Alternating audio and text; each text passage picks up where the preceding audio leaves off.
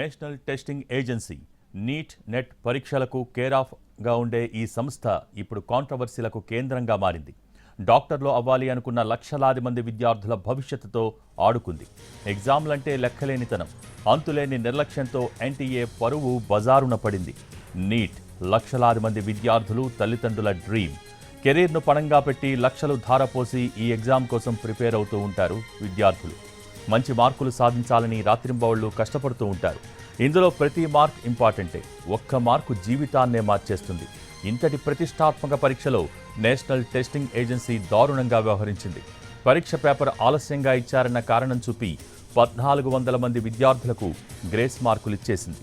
దీనిపై విద్యార్థులు న్యాయ పోరాటం చేస్తుండగా మరో దారుణమైన విషయం వెలుగులోకొచ్చింది. నీట్ పేపర్ లీక్ అయినట్టు తెలిసింది. ఎగ్జామ్కు 24 గంటల ముందే కొన్ని టెలిగ్రామ్ ఛానల్స్కు నీట్ పేపర్ అమ్ముకున్నారని నిర్ధారణ అయింది. ఇన్నాళ్లు నీట్ పేపర్ లీక్ కాలేదంటూ కహానీలు చెప్పిన కేంద్రం పెద్దలు చివరికి నేషనల్ టెస్టింగ్ ఏజెన్సీ డైరెక్టర్ జనరల్ను తప్పించారు. సిబిఐ ఎంక్వైరీకి ఆదేశాలిచ్చి చేతులు దులిపేసుకున్నారు.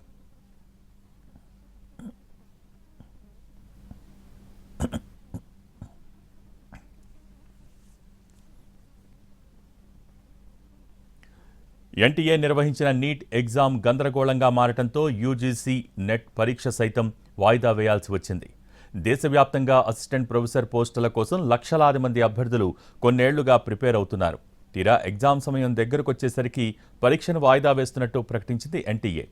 నీట్ ఎగ్జామ్ 24 లక్షల మంది విద్యార్థులు రాస్తే నెట్ కోసం 11 లక్షల మంది అభ్యర్థులు దరఖాస్తు చేసుకున్నారు. షెడ్యూల్ ప్రకారం జూన్ 18న పరీక్ష జరగాలి. కానీ నీట్ పరీక్షలో జరిగిన అవకతవకలతో నెట్ను వాయిదా వేయాల్సి వచ్చింది. పరీక్షను వాయిదా వేస్తున్నట్టు ప్రకటించారు, కానీ ఎప్పుడు నిర్వహిస్తారో మాత్రం ఇంకా చెప్పలేదు.